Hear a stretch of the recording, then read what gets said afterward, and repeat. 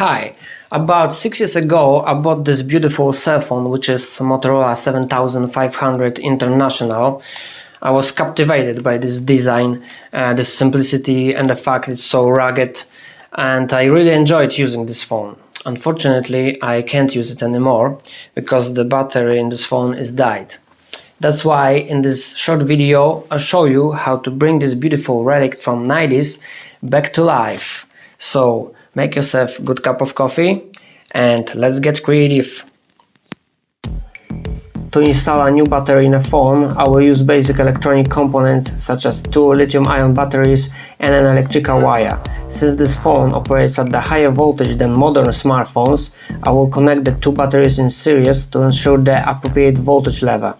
This way I will achieve a voltage in a range of 7 to 8.3 volts. As you probably noticed, I removed the old nickel-cadmium battery earlier. You might not believe it, but I used an angle grinder for this. I will install the new battery in such a way that the Motorola can be charged using the original charging station, which will also need to be rebuilt, but more on that later in the video. So I'm soldering the wires connecting the charging port to the new battery. Next I connect two batteries in series. For this I use a soldering iron also. It doesn't require special skills, just make sure not to overheat the batteries, remember that.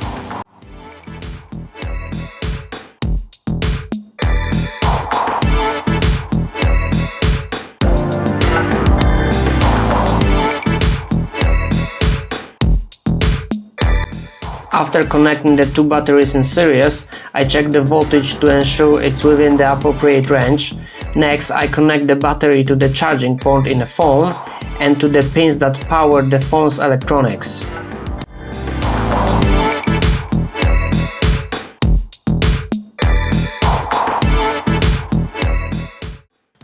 Of course, I first check which of the pins powering the phone's electronics is positive and which is negative.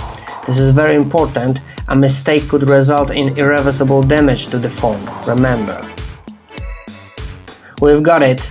As you can see, our Motorola powers on. Now it's time to work on the charging station.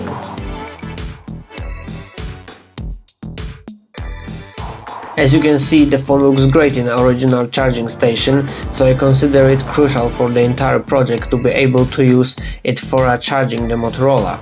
I will start by disassembling the base to access the electronic board. So I'll be able to extract the circuit board to make the necessary modifications.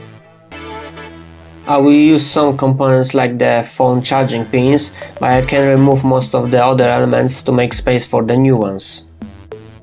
To ensure proper charging of the lithium-ion batteries, I will use a voltage step-down converter. This particular one provides constant current charging followed by constant voltage. So I think this type of converter will be perfect for this project.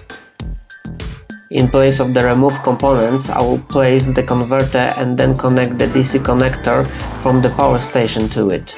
Next, I will connect the output DC of the converter to the pins through which the phone will be charged.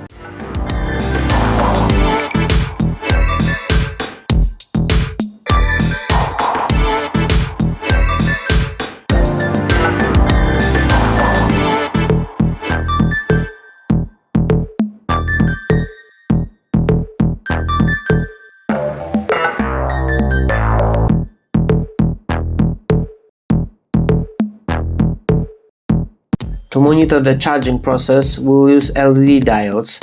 However, the original ones are too high powered to be connected to the converter, so I'll solder new, lower powered diodes in their place.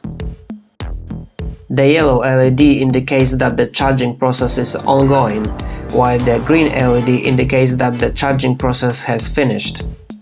I connect the new LEDs with a 4-wire strip cable to the corresponding LEDs on the converter.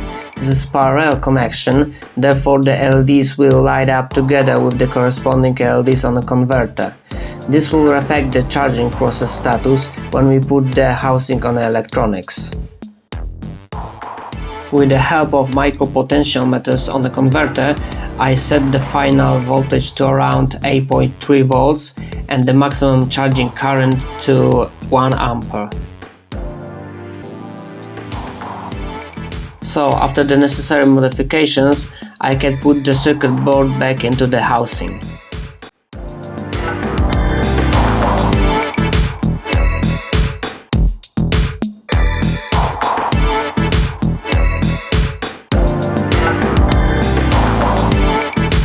Now it's time to test whether the assembled system works correctly.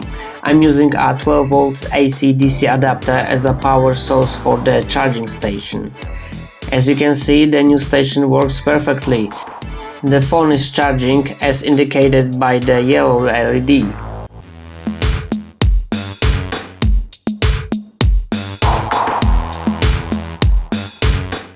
The last thing to do to be able to make phone calls from this awesome phone is to insert the SIM card. Currently only micro SIM cards are sold, so to place one in a phone, I will use the adapter I bought some time ago. Alright, the phone is recognizing the cellular network signal, and this is a good sign. We did it! We've brought our Motorola back to life, the charging works, the SIM card is installed. We have one more thing left to do, which is make a phone call. So let's try make a phone call.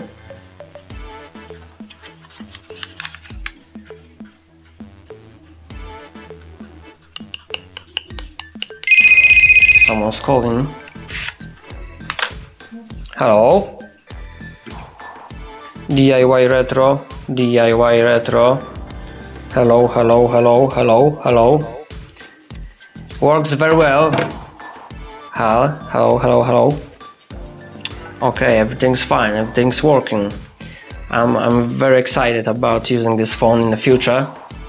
Yeah. So, as you can hear, the phone works normally. You can make and receive calls. As I said before, I love design from 90s. I'll be using this phone as often as possible.